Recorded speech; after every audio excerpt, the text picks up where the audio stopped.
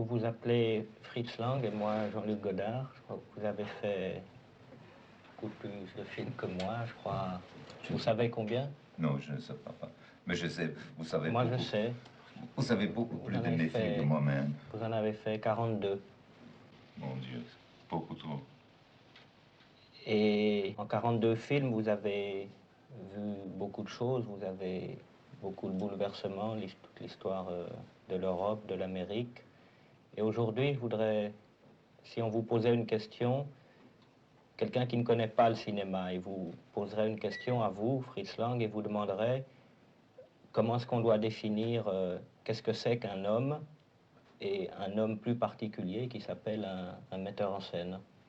Est-ce que c'est un travailleur, un artiste? Enfin, je veux dire, qu'est-ce que c'est qu'un homme, justement, qui est un metteur en scène? Quelle est sa particularité? Écoute, vous savez que je n'aime pas le nom d'un artiste. Qu'est-ce que c'est un artiste? C'est un homme qui travaille beaucoup, qui connaît son métier. Un grand chirurgien. C'est un artiste, dans mon opinion. Moi, je suis un homme qui travaille beaucoup, qui aime son métier. Il faut dire que j'aime beaucoup. Et ça, c'est tout. Moi, j'ai un sentiment un peu différent. Enfin, je veux dire, Van Gogh était quelqu'un de plus important que le menuisier qui a fabriqué le chevalet sur lequel peignait Van Gogh, même si c'était un très beau chevalet. Oui, vous avez tout à fait raison, naturellement. Donc, c'est un exemple extraordinaire, très bon. Peut-être je n'ai pas raison, j'ai tort.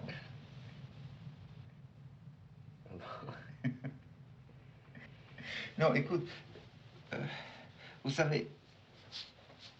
Mais vous aimez mieux vous considérer comme un menuisier que comme non, un pas artiste? comme un menuisier, non, pas non, mais comme un travailleur. Ah, comme un travailleur, oui, ça, dans le cinéma, on croit qu'on travaille jamais, mais on travaille beaucoup. Le public croit que qu'on fait des films comme ça, que c'est oui. un plaisir. Ils ne savent pas que c'est un travail très, très dur. Vous savez, je crois que nous deux, nous avons quelque chose ensemble. On dit ça en français? En commun. En commun. Je crois que vous êtes un romantique et moi je le suis aussi. Et je ne sais pas si c'est bon dans ces temps-là d'être un romantique. Aujourd'hui, c'est mauvais, je crois. Pourquoi? Pourquoi? Parce que romantique, c'est sentimental. Alors, je peux te dire, c'est pas sentimental. Ce n'est pas du tout sentimental, mais je crois que quand on est dur comme la technique, alors on peut rien dire. C'est ça, la technique n'est pas romantique. Non, pas du tout. Moi, je ne me veux pas regarder comme une machine, comme un automate. Et d'une autre chose, moi, je vais demander d'abord qu'est-ce que je pense qu'un metteur en scène est. Je crois qu'il doit être un peu un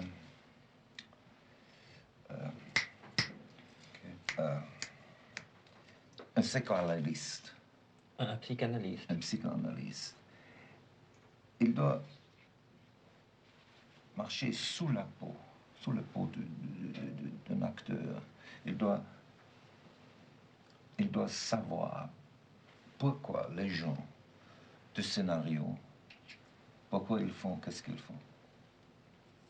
Alors je crois qu'il doit être un psychanalyste. Et un jour, on m'a demandé de ça, et j'avais eu une idée qui me suivit de ce jour-là. Un homme m'a dit, je sais très bien qu'est-ce que vous voulez faire, qu'est-ce que vous avez pensé, comment vous avez fait le maudit. Oui. Alors je dis, comment est-ce que vous pouvez savoir ça? Et il m'a dit quelque chose, je dis, c'est idiot.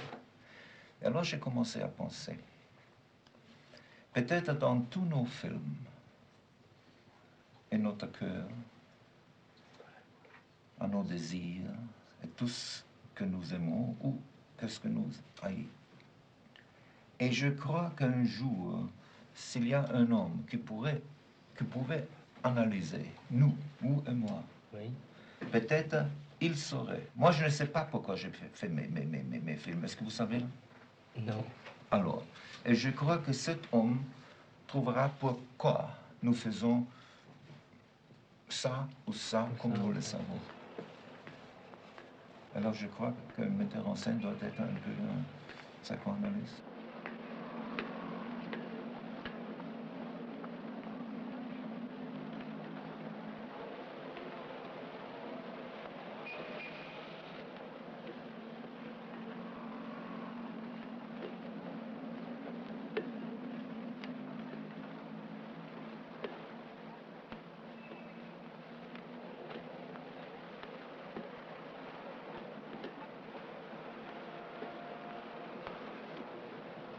Du hast aber einen schönen Ball. Wie heißt du denn? Elsie Beckmann. Il y a quelque chose qui me frappe toujours chez un, si vous me permettez de vous appeler un plus vieux metteur en scène. Et quoi? Un vieux metteur en scène. Un dinosaure, un dinosaure.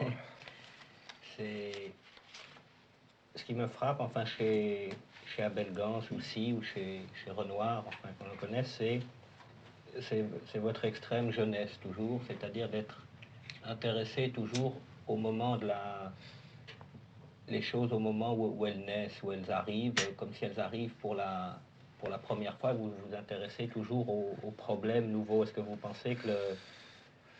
Écoute, je crois que notre métier, non, l'art, le cinéma, c'est non pas seulement l'art de notre siècle, je crois que c'est l'art pour les jeunes gens. Vous pensez que c'est l'art de la jeunesse plus? Moi je pense aussi. Je veux dire quelque chose, je pensais beaucoup, et je pensais, j'ai écrit un film que je n'ai jamais fait. C'était nommé, je ne sais pas, j'ai oublié. Et j'essayais de me, to remember, what is remember? Se souvenir. De me souvenir de ma jeunesse. Je ne pouvais pas. Je voulais avoir une comparaison. Oui. Avec la jeunesse d'aujourd'hui et ma jeunesse. Je trouve que, je crois que dans notre temps, où on vit beaucoup plus vite, oui. Pensez, les films muets, ils sont beaucoup plus lentement. Oui, les films qu'on a fait oui. 30 ans après, les dinosaures parlent maintenant. Les films, alors quand j'ai commencé, 19, 18, 19... Alors, ce sont 45, 46 ans. Alors, les films sont beaucoup plus lentement. Comme notre vie a commencé de marcher de plus en plus en vite, nos films devenaient un peu plus vite, plus rapide. Plus rapide. Et ça, c'est ça. Et la vie de la jeunesse, je crois, est beaucoup plus rapide comme notre vie était quand nous étions jeunes. Meine Herren, ich eröffne die Sitzung. Der Ordnung halber stelle ich fest, dass sämtliche Führer der Ringorganisationen vertreten sind. Ich nehme an, Sie sind bevollmächtigt, bindende Erklärungen für Ihre Organisationen abzugeben. Schön, wir brauchen uns nicht lange bei der Vorrede aufzuhalten. Wir wissen ja alle, warum wir hier sind. Ein Außenseiter verdirbt uns das Geschäft und den Kredit. Die Maßnahmen der Polizei, die täglichen planmäßigen Razzien zur Ergreifung des Kindermörders hindern unsere Tätigkeit in einem kaum mehr ertragbaren Maße. Es geht nicht mehr länger an, dass wir in keinem Hotel, in keiner Kaschemme, in keinem Konzertcafé und in keiner Privatwohnung mehr vor einem Zugriff der Kriminalpolizei sicher sind. Sehr richtig. Bravo. Dieser Zustand muss ein Ende nehmen. Wir müssen wieder geordnete Verhältnisse bekommen, sonst machen wir Pleite. Die Kassen unserer Organisationen sind längst erschöpft. Wenn wir nicht die Unterstützungsbeiträge für die Frauen unserer Kollegen, die auf Staatskosten verpflegt werden, in Angriff nehmen wollen, so weiß ich nicht mehr, wo wir die Gelder hernehmen sollen, die wir zur Vorbereitung und Ausführung unserer Pläne benötigen. Außerdem leidet unser Renommee. Die Polizei sucht den Mörder in unseren Kreisen. Meine Herren, wenn sich mir bei Ausübung meines Berufs ein Kriminalbeamter den Weg stellt, dann weiß er, welches Risiko er eingeht. Und ich weiß es auch. Wenn einer dabei draufgeht, im Beruf gestorben, schön, geht in Ordnung. Aber zwischen denen, den die Kriminalpolizei sucht, und zwischen uns, da ziehen wir einen dicken Strich. Gleich Schluss. Jawohl. Wir üben unseren Beruf aus, weil wir existieren müssen. Aber diese Bestie hat kein Recht zu existieren. Die muss weg. Die muss ausgerottet werden, vertilgt. Ohne Gnade und Barmherzigkeit. kein Kind dieser Stadt darf einen Schritt tun, von dem wir nichts wissen. Ja gut, aber wie? Wer? Es müssen Menschen sein, die überall hinkommen, ohne Aufsehen zu erregen. Die jedem auf der Straße nachgehen können, ohne aufzufallen. Die jedem Kind in jedes Haus folgen können, ohne Misstrauen zu erwecken. Mit einem Wort, Menschen, die unmöglichen Verdacht des Mörders erregen können. Aber wer? Wer? Aber solche gibt's doch gar nicht. Ja, wer kann denn das? Wer? Wer? Die Bettler. Die Organisation der Bettler. Oui, je vous dis quelque chose. Nous, alors je vous ai dit, il y a presque personne qui existe encore quand nous avons commencé Non, il y a... de travailler dans cette film, dans cette nouveau art. Il y a Dreyer, Abelgans et vous. Oui. Et nous n'avons pas eu le mot, comme vous l'avez maintenant. La parole. La parole. La parole. Et, je crois que c'est beaucoup plus facile pour nous que pour vous. Parce que nous étions des explorateurs. Et dans ces jours-là, disons-nous, les commanditaires ne demandaient pas, il faut finir un film dans 4 semaines ou quelque chose comme ça. Et on a fait beaucoup d'argent avec ces films dans ces temps-là.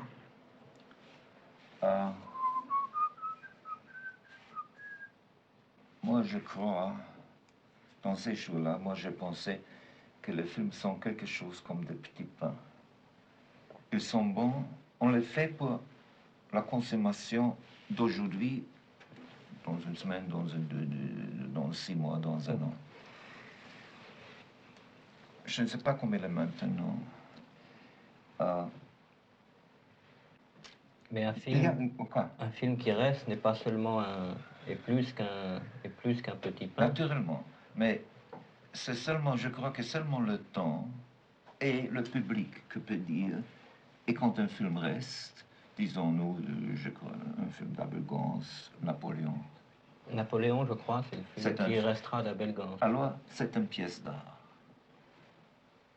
Mais combien de films vous connaissez ça? Combien de films qu'on peut jouer aujourd'hui et que le public le voit aussi, et l'aime aussi? Ça y est, peut-être, il n'y en a pas. On citait Abelgans, Dreyer et vous. Je crois que de Dreyer, peut-être, c'est la passion de Jeanne d'Arc. La passion de Jeanne d'Arc. Et peut-être le vampire. Et pour vous, à mon avis, je crois que c'est... Le maudit M. C'est M, oui. Oui, est-ce que c'est le vôtre aussi? Oui, je crois, naturellement. Je crois que le film M est un documentaire.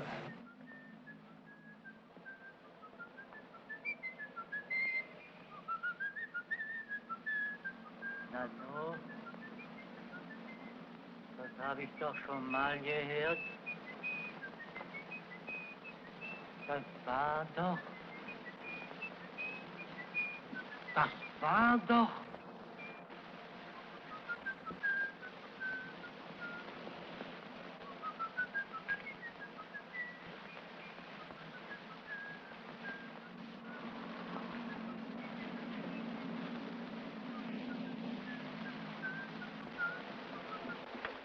Hallo, Heinrich!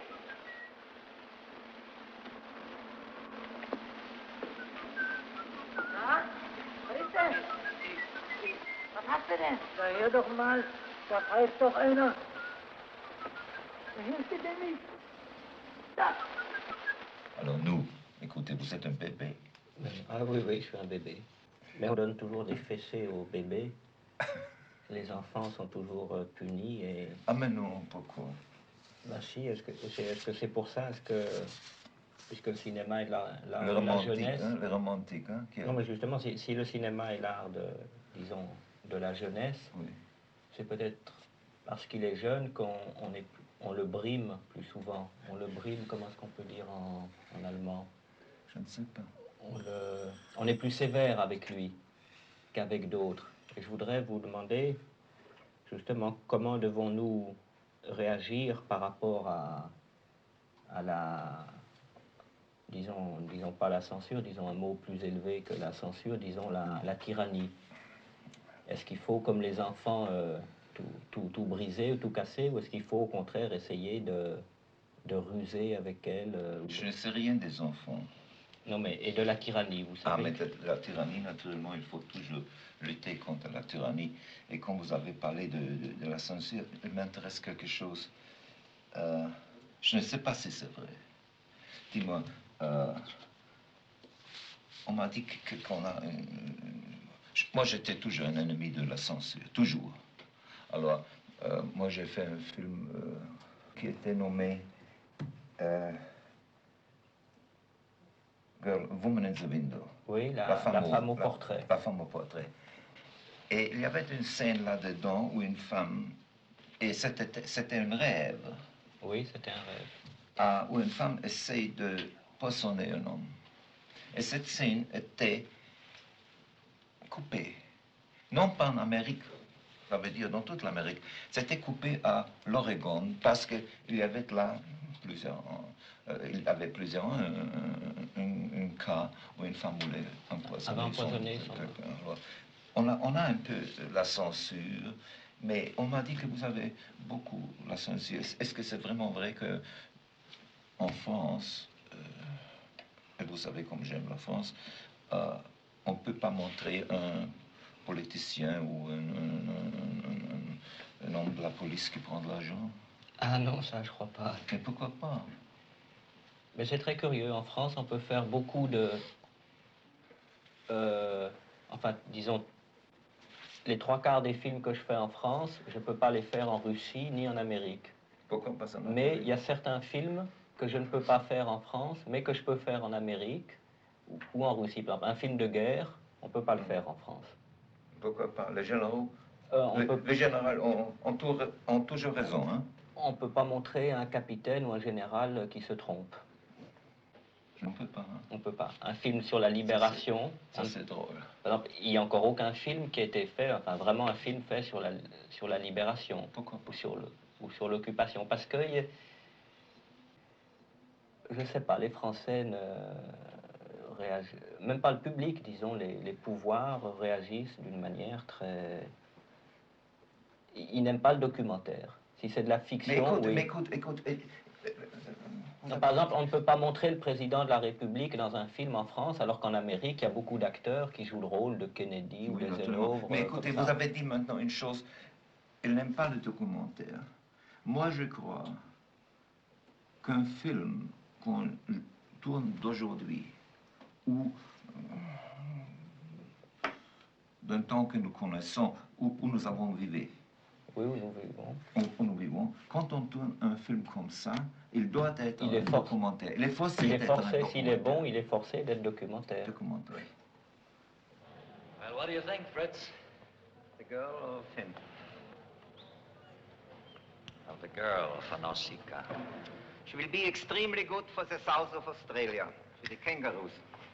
Vous venez avec nous à Capri, Monsieur Lang. Chaque matin, pour gagner mon pain, je vais au marché où on vend des mensonges. Et plein d'espoir, je me range à côté des vendeurs. Qu'est-ce que c'est? Hollywood. Un extrait d'une ballade de pauvre bébé. Bertolt Brecht? Oui. Merci. She agrees to take off her clothes Tuesday morning, 8 o'clock on the beach. What do you think of him? Le monde d'Homère est un monde réel. Et le poète appartenait à une civilisation qui s'est développée en accord et non en opposition avec la nature. Et la beauté de l'Odyssée réside justement dans cette croyance en la réalité comme elle est. Donc une réalité telle qu'elle se présente objectivement. Exactement. Et dans une forme qui ne se décompose pas et qui est ce qu'elle est, à prendre ou à laisser. Why don't you say something? Non, par exemple, actuellement, aujourd'hui, à Paris, il y a certains films qu'on ne peut pas faire, ou que si on fait, on sait d'avance qu'ils auront beaucoup d'ennuis. Moi, par exemple, j'ai envie de faire un film sur les étudiants. Et? Or, les étudiants sont des gens de 18, 19 ans qui s'intéressent à tout, et surtout à la politique et à la... puisque Mais c'est à beaucoup de important. choses. Mais écoute, c'est important de dire quelque Mais ça, chose par comme exemple, on peut pas faire de film, par exemple, sur les dockers, comme Waterfront ou n'importe quoi aux États-Unis. Ça, on peut pas parce que c'est comme ça. Voilà des exemples. Je vous dis quelque chose. Nous avons eu une censure à Hollywood et on pouvait parler avec ces gens-là, vous savez. Non, c'est ça, c'est mieux parce que c'était... On peut parler ici? Non, on peut pas. On peut pas. On peut pas. Qui fait la censure? Un groupe de gens Oui, un groupe de gens qu'on connaît pas. Qu'on connaît pas. Qu'on connaît pas. Vous savez, au temps passé, je m'ai toujours trouvé quand j'ai fait un film et j'allais à la censure, non pas comme un homme qui a fait quelque chose, non pas comme un homme avec mes collaborateurs qu'on a essayé de faire quelque chose de bon. Je me trouvais comme un petit garçon qui a fait quelque chose de méchant et qui attend maintenant que le... Oui, mais je crois que c'est parce que peut-être le public est un peu comme ça, la censure regarde pas, elle ne regarde pas les choses aussi avec son cœur, elle regarde comme il y avait une phrase que... Le romantique, hein, le cœur est nécessaire, je crois que vous avez raison. Une phrase de Carlo Ponti, le producteur, qui m'a toujours frappé. Il disait le public regarde pas avec les yeux, il regarde les films avec son ventre. Est-ce que vous pensez que c'est vrai ou pas? Que veut dire le ventre? Je crois que je sais ce qu'elle veut dire. C'est très très difficile. Je ne crois pas que le public savent s'il voir un film avec le cœur ou avec le ventre. Mais ils savent très très bien si un film est bon ou non. Moi, je crois au public. Et je veux dire quelque chose.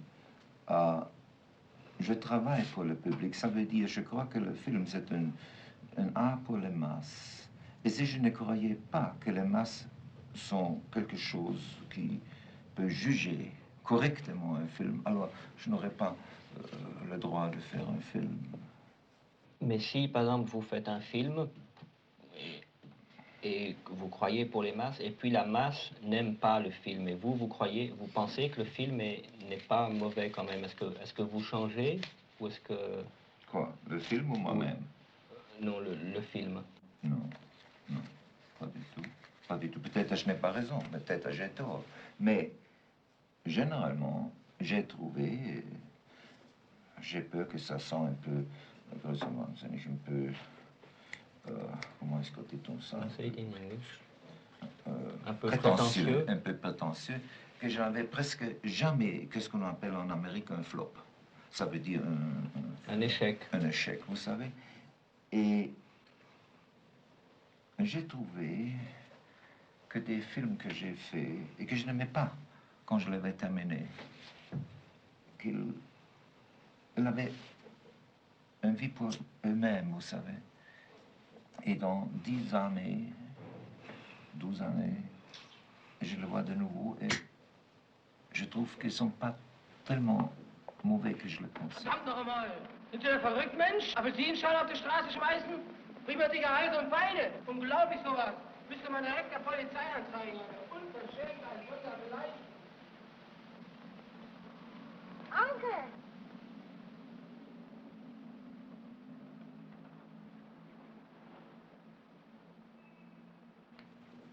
Quand je vous avais vu il y a 6 mois ou 7 mois, enfin, à Cannes, vous ne saviez pas si vous alliez refaire encore Non. Vous alliez faire encore un film, et maintenant, je crois que vous avez envie d'en faire un. Est-ce que vous pouvez me dire si Faut dire la vérité? Ah oui, l'invraisemblable vérité. Cher ami, je voulais dire quelque chose. Quand on prend d'âge, dans toutes les professions, nous avons déjà parlé de ça, on a peur qu'on perde le contact avec la jeunesse. J'avais peur de ça. Je ne voulais plus faire des films. Quand, vous savez, j'étais très heureux quand je pouvais travailler avec vous dans Le Mépris comme acteur. Et je croyais, je me disais, voilà, c'est la fin. alors, ce sont maintenant peut-être 3 ou 4 semaines, j'étais à Chaillot avec la Cinémathèque française. Il y avait 2 ou 3 jeunes gens, filles et des garçons qui sont venus et dit, Monsieur Lang, vos films nous avaient donné tant de joie, tant des heures de plaisir, et nous avons appris beaucoup de choses de vous. Faites encore des films.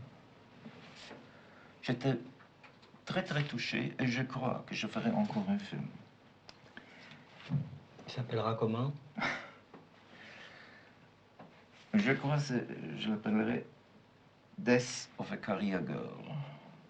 Ça veut dire la mort d'une femme qui ne pense à rien à sa carrière. Qui oublie. Et la mort, ça sera une punition ou... Non. C'est une morte vivante. Alors non, je suis superstitieux, ne parlez pas de ça. Bien, bien.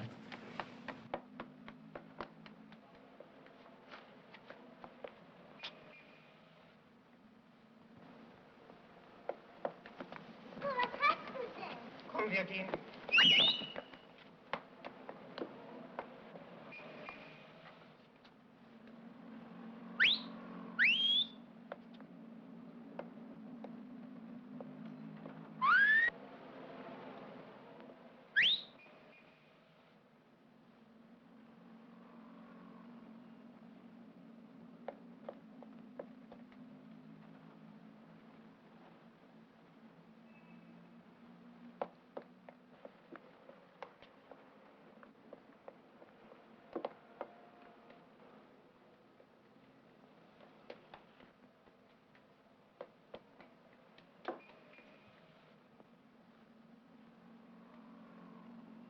Mais écoute, nous avons parlé de quelque chose, de nos dinosaures. Quand nous avons commencé à travailler au film muet, nous avons, pour le répéter, nous n'avons pas eu les paroles, nous avons eu seulement l'action. L'action, oui. Entendu.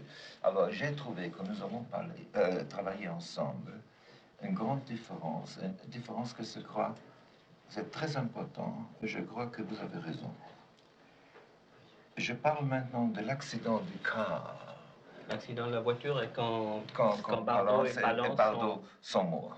Oui. Alors, moi, sûrement, j'aurais fait comme ils sont dans la voiture. La voiture marche plus vite, plus vite, plus vite. Peut-être qu'il y a quelque chose, le pneu, ou il ne peut pas faire ça. Et je montrerai l'accident. Vous ne montrez pas. Vous avez seulement montré comment ils sont morts, ils sont entre 2 camions. Parce que pour vous, les conséquences étaient beaucoup plus importantes que l'accident en même. C'est ça, et ça, je crois que c'est quelque chose qui est très intéressant, très important. Mais, encore parlant, comme vous m'avez demandé, mais par exemple, moi, pressé quand nous avons travaillé. C'est ça. Moi, on me dit, par exemple, que j'improvise beaucoup. Oui, Est-ce que vous avez trouvé ça? Parce que quand j'ai vu des films, par exemple, Les Araignées, je me souviens, il y a beaucoup de choses que vous avez fait dedans que j'ai fait aussi, et c'était il y a 30 ans. Ça un peu comme la... comme la nouvelle vague. Oui. Je suis très content que vous dites ça. Moi, je l'ai trouvé aussi, je n'ai pas vu ces films depuis 30 ou 40 ans, alors on ne parle pas de ça. Mais, écoute, il y a une chose, une grande différence entre vous et moi. Vous travaillez dans une autre méthode. Moi, vous aimez l'improvisation, moi, je ne l'aime pas. Mais, un metteur en scène, je crois qu'il doit être un créateur, je dis. Je crois qu'un metteur en scène, en tout cas, le metteur en scène ne doit pas parler. Il ne doit pas écrire parce qu'il doit dire ce qu'il a à dire avec les films qu'il fait. Si un metteur en scène a nécessaire le mot, l'écriture pour expliquer ce qu'il voulait dire, alors, dans mon opinion, ce n'est pas un bon film ou un vrai metteur en scène. Un metteur en scène qui dit à l'acteur, écoute, tu viens par ici, dans cette porte, tu sais, tu as lu le manuscrit, et tu fais ça et ça, et voilà le dialogue. Alors quand tu as terminé, vous partez par ici, c'est pour moi un traffic cop, qu'est-ce que veut dire Un agent de la circulation. Un flic de la circulation, ce n'est pas un metteur en scène. Je vais vous montrer quelque chose, attendez un moment. Comment est-ce qu'on dit ça comme ça? Écoute, quand je commence à travailler, quand j'ai voilà. Oh, merci. Quand j'ai un scénario, disons-nous, j'ai une scène. Alors, une scène, l'architecte vient et me donne une chambre comme ça, disons-nous, par hasard. Alors, disons, non, ça, ce ne peut pas pour moi. Je veux avoir 4 murs, voilà, comme ça. Hein? Et alors, je dis, cet homme est assis à un bureau. Voilà le bureau. Alors, c'est nécessaire qu'il y ait ici une fenêtre. Alors, voilà ce qu'il me donne d'abord. Hein? Il est assis ici. Il me donne ici une porte. Alors, je dis, écoute, j'ai une scène où cet homme qui est assis ici, quand il est doit marcher par ici, c'est très longtemps. Oui. Je ne veux pas to waste. Attendre, de perdre du temps. Oui. Alors, donne-moi une porte ici, qu'il peut s'en aller ici. Mais maintenant, je suis assis, et c'est tout à fait contraire de vous, je crois. Je regarde, j'ai le manuscrit ici, et je dis, alors, on commence ici avec un plan. Et maintenant, l'homme est assis ici, il écrit, et la fenêtre vient du correct côté. Il ouvre, il regarde, et quelqu'un entre par ici. Alors, maintenant, je fais un dessin comme ça, et il va par ici, le caméra va retour, et quand il met, disons, une femme, le caméra est maintenant là. Alors, pour ça, quand je fais ça, je sais d'abord où je dois avoir mes, les tracks. Les travelling. Les travelling. Et une autre chose, moi, je ne tourne pas en consécutif. Dans l'ordre. Dans l'ordre des scènes. Alors, j'ai dit, maintenant, le caméraman fait le lit pour tous les plans qui sont dans cette côté. C'est ça, oui. Quand j'ai un plan de cette côté-là, disons-nous comme ça, n'est-ce pas? Je le laisse. Et vous le faites je après. fais toutes les choses quand c'est ici, et quand j'ai les autres choses, je le tourne ici. Et je crois que ça me gagne du temps. Je le fais toujours quand je viens au studio, je sais exactement ce que je veux faire. C'est parce que vous avez une idée très précise de la scène. Oui, ça ne veut pas dire que je change quelquefois, mais pas très souvent. Mais vous changez à l'intérieur de votre idée. Non pas de mon idée, mais quelquefois on voit quelque chose qui est meilleur. Peut-être un acteur ne peut pas parler exactement les lignes, vous faites quelque chose de différent. Maintenant, moi, une chose que je voudrais bien que vous m'expliquiez. Moi, ce que je saurais pas... Moi, je ne saurais pas dire si je veux le bureau là ou bien là. Mais pourquoi pas? S'il n'y a rien, je ne sais pas. Il faut que je vois le bureau, la chaise, la porte. Mais écoutez, vous avez... Et alors, si la porte est là, moi je dis comme vous, je ne veux pas perdre de temps.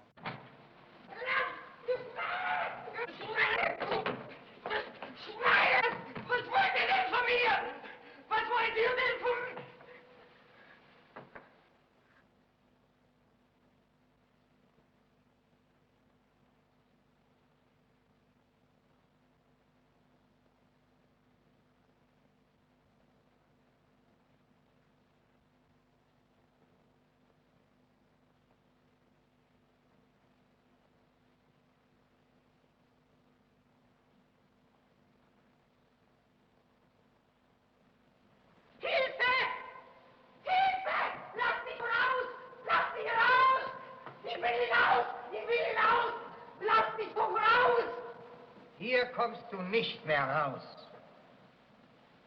Aber meine Herren, ich bitte Sie, ich weiß gar nicht, was Sie von mir wollen.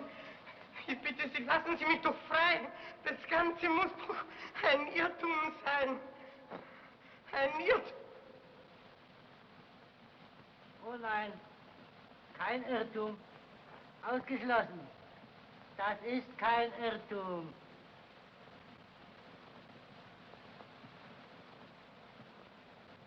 Nein, nein, kein Irrtum. Kennen Sie das?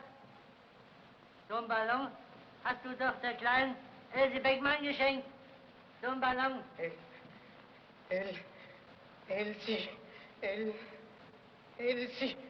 Nein, nein, nein. Wo hast du die kleine Wache Perl verscharrt, du Hund?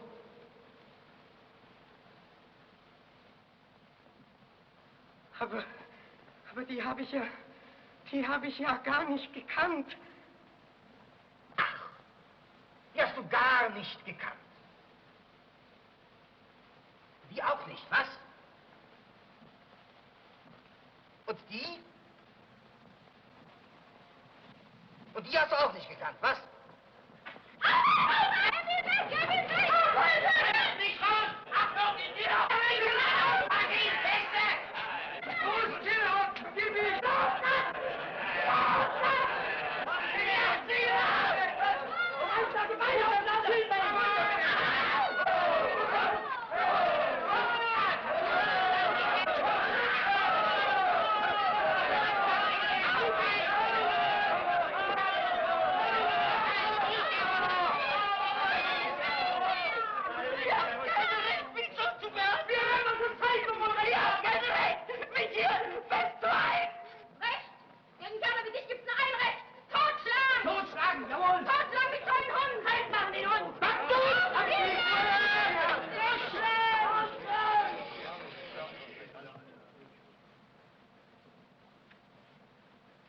Oui, je vous disais là, moi je ne peux pas changer la porte.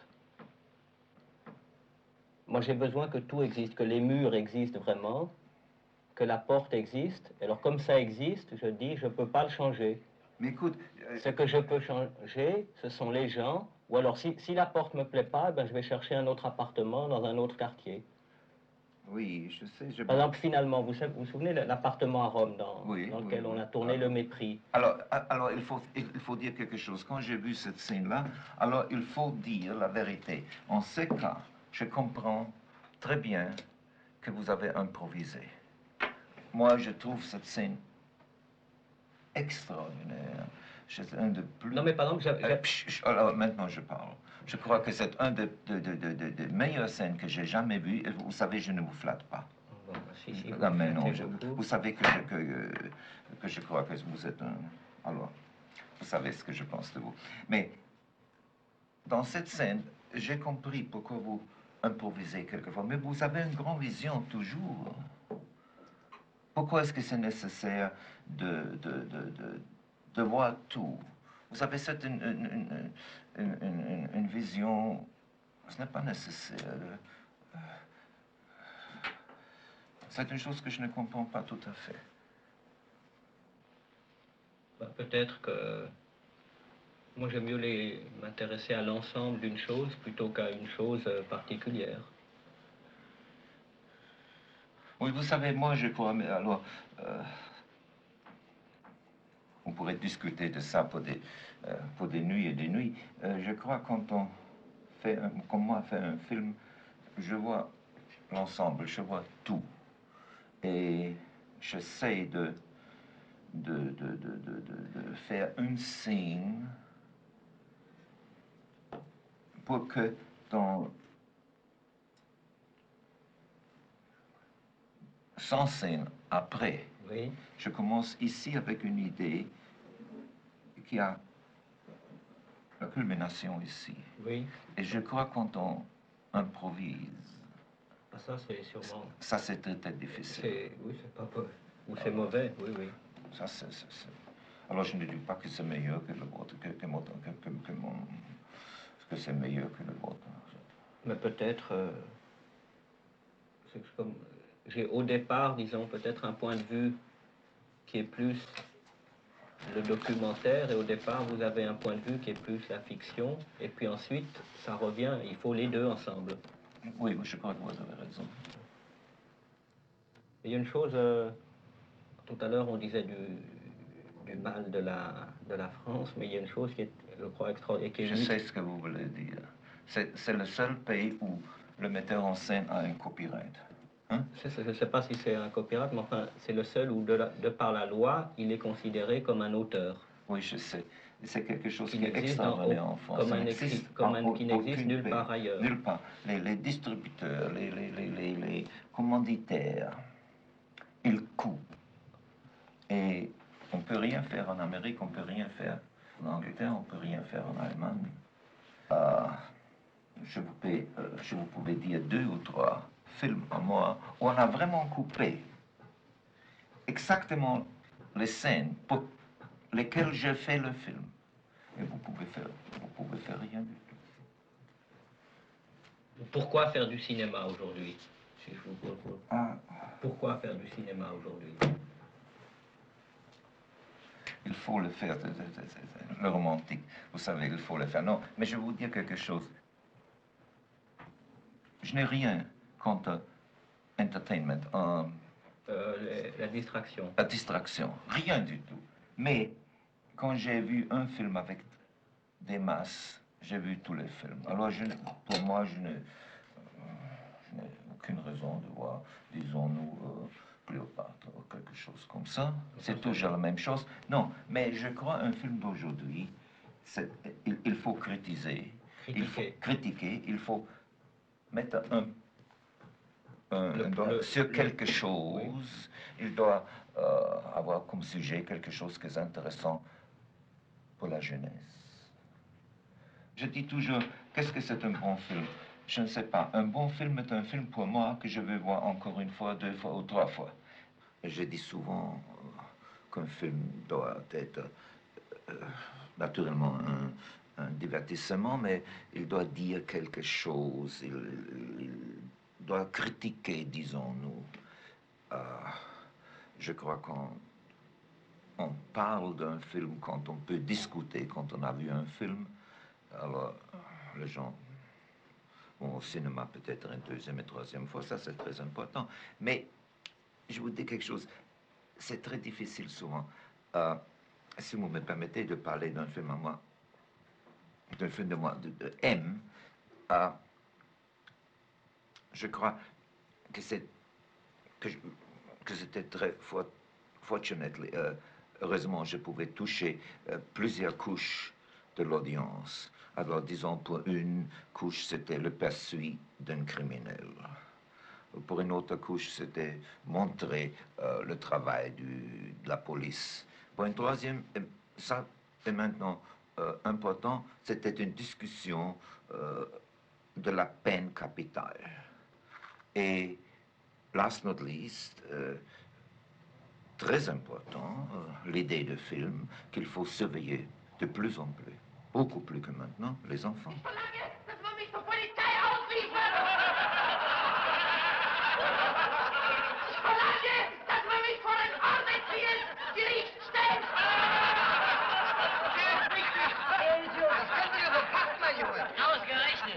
Damit du dich auf den Paragraph 51 berufst und dein Leben lang auf Staatskosten verpflegt wirst. Und dann brichst du aus, oder es kommt eine Amnestie, und du, vergnügt, mit Jagdschein kann ja nicht passieren, bist ja wegen Unzurechnungsfähigkeit gesetzlich geschützt, gehst wieder fröhlich auf die kleinen Kinder los. Nee, davon wollen wir nicht mehr wissen. Jawohl. Du musst unschädlich gemacht werden, du musst weg. Bravo! Der Kerl muss weg. Aber ich kann doch nicht dafür!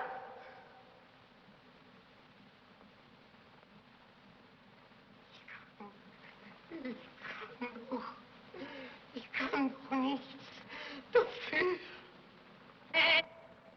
Das kennen wir.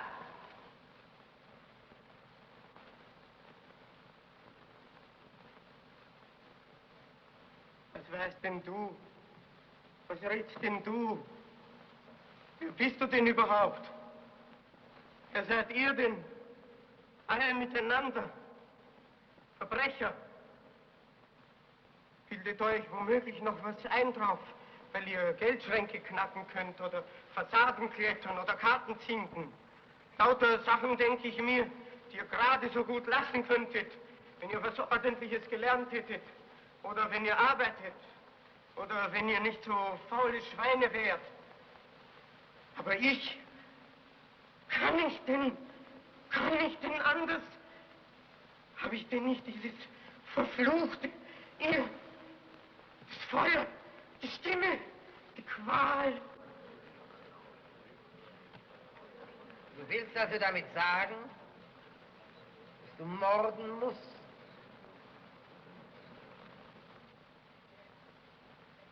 Immer muss ich durch Straßen gehen und immer spüre ich, da ist einer hinter mir her. Das bin ich selber und verfolgt mich. Lautlos. Aber ich höre es doch. Ja, manchmal ist mir, als ob ich selber hinter mir herliefe.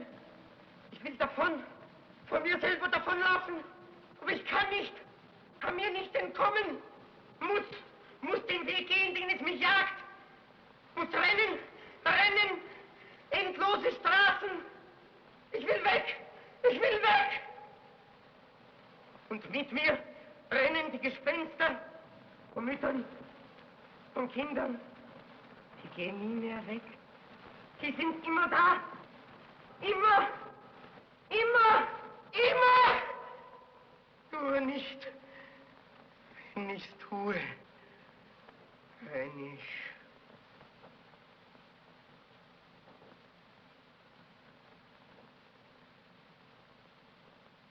Dann weiß ich von nichts mehr. Dann stehe ich vor einem Plakat und lese, was ich getan habe, und lese und lese. Was habe ich getan? Aber ich weiß doch von gar nichts. Aber wer glaubt mir denn? Wer weiß denn, wie sie mir aussieht, wie es schreit und brüllt da innen, wie ich tun muss, will nicht, muss! Und dann schreit eine Stimme und ich kann es nicht mehr hören! Hilfe! Ich kann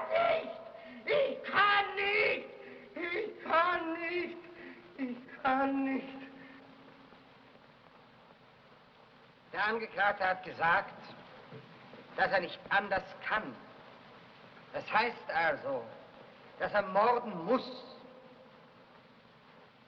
Und damit hat er sich selber sein Todesurteil gesprochen. Bravo. Ein Mensch, der von sich selber sagt, dass er zwangsweise fremdes Leben vernichtet. Dieser Mensch muss ausgelöscht werden wie ein Schaffeuer. Bravo. Dieser Mensch muss ausgerottet werden. Dieser Mensch muss weg.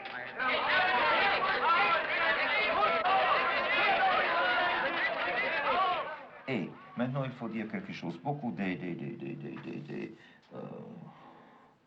commanditaires sont contre un film qui a un problème. Ils sont seulement pour la, comment ça se dit, entertainment. Les distractions. Pour la distraction. Je crois, quand un homme ou une femme qui ont travaillé très dur, un ouvrier, il faut naturellement lui donner une distraction. Mais si on peut, en même temps, toucher un problème qui est intéressant pour eux, il parle de ça et il dit, laissons-nous aller encore une fois au cinéma. Il marche une deuxième fois, il achète un billet une deuxième fois, une troisième fois. Et maintenant, il y a une chose qui est toujours intéressante pour moi. Est-ce qu'on sait en France ce que veut dire le mot box-office? Oui, c'est le mot... C'est l'argent qui vient à la caisse, non? Recettes, oui. Alors, les recettes et le succès. La recette. Alors, les commanditaires, quand ils... Moi, je suis aussi intéressé. Alors, mais le commanditaire, il voit la recette, il dit, je perds de l'argent, je recouvre mon argent, ou je fais de l'argent. Moi, quand je vois la recette, je suis très content qu'on a fait beaucoup de l'argent. Mais non, ce n'est pas, premièrement, pour l'argent, mais parce que beaucoup de l'argent me... Beaucoup de personnes ont vu. Oui, j'ai atteint un public que je vais attendre, toucher. Que je vais toucher avec mes idées. quand il n'y a pas beaucoup de gens, alors je fais un film, mais je ne pouvais pas toucher mon audience. Mais il faut toucher. Il faut toucher toujours, romantique, Ben, le cœur. Ben, on va toucher du bois pour l'instant, pour les prochains Tout films. Monsieur Lang, je viens vous dire au revoir. Au revoir. Qu'est-ce que vous ferez? Le point. Je vais retourner à Rome. Je vais finir d'écrire ma pièce de théâtre. Bon. Et vous? Je termine le film. Il faut toujours terminer ce qu'on a commencé. Quel plan vous faites, là? Le premier regard d'Ulysse quand il revoit sa patrie. Ulysse! Ulysse! Ithac. Alors, Au revoir, monsieur Lang. au revoir. À bientôt, j'espère. Ulysse vers la mer. Ulisse verso il mare. Monsieur Lang, on est prêt. Merci. Silence, on tourne. Silenzio si gira. Silenzio. Caméra. Moteur. Motore. Partito. Jacques. Odissea 14.702 prima. Avanti. Azione. Travelling. Carello.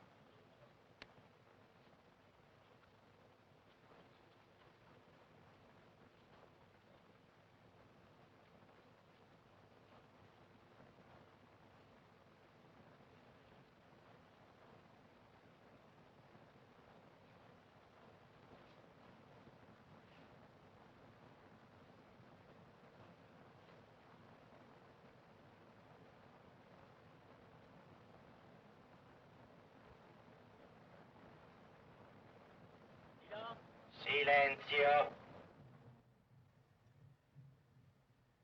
Ce dialogue a été enregistré à Paris en novembre 1964. Howard Vernon, qui fut l'un des principaux interprètes du dernier film de Fritz Lang, est resté depuis lors son ami et son confident. Il assistait à l'entretien et il nous a raconté par la suite comment, avec quel souci du détail, avec quel soin Fritz Lang s'y était préparé. Cette interview, mais il a pris ça extrêmement au sérieux. C'était pour lui que, mon Dieu, c'était aussi sérieux, toute proportion gardée, que de faire un film. Ça faisait partie de son travail, c'était un contact avec le public, et c'était tout aussi important pour lui de donner cette interview que de préparer, mettons, une scène d'un film. Oui, et je l'ai vu, parce que, surtout que, mon Dieu, il n'est pas très... Le français lui est pas familier comme par exemple l'anglais. Alors déjà ça posait un problème pour lui. Et je ne veux pas dire que je lui ai... On n'a rien préparé à l'avance, mais enfin, on l'a... il a... Mettons, j'étais son répétiteur, mettons. Lang, cette première. Et après La bout de souffle, on peut trouver le style de Jean-Luc dans tous ses films et de pur en pur. Et disons-nous dans Une femme est une femme, et surtout dans Viva la vie. Comment ça se fait? Vivre sa vie. Encore une fois? Oui. Encore une fois? Oui, s'il vous plaît. Attendez un moment.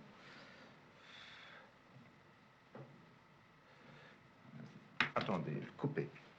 Lang, cette deuxième. Et après La bout de souffle, on peut trouver le style de Jean-Luc Godard de plus en plus pur dans ce film Une femme est une femme, et surtout dans Viva sa vie. Terminé. À Fritz Lang, 8 premières.